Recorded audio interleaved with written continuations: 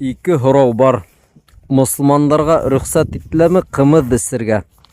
Шунда ук җавап бирәбез. Әгәр исертмәй торган кымыз булса, рөхсәт.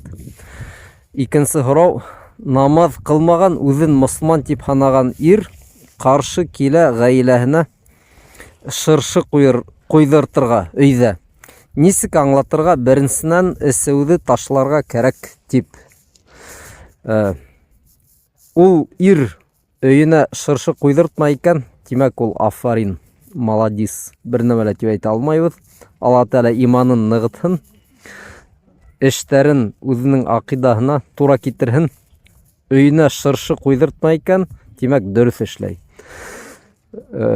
Гомумән, булай өйнең эсенә шыршы кую ул мөшрикләрнең гадәте. Мөшрикләрнең.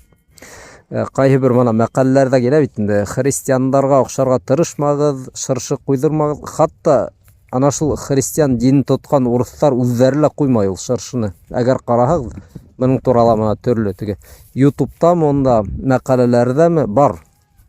Әйтәйек, мына бер билдәле кеше, мәшһүр урыс Герман Стерлигов, ул үзен христиан дип санай.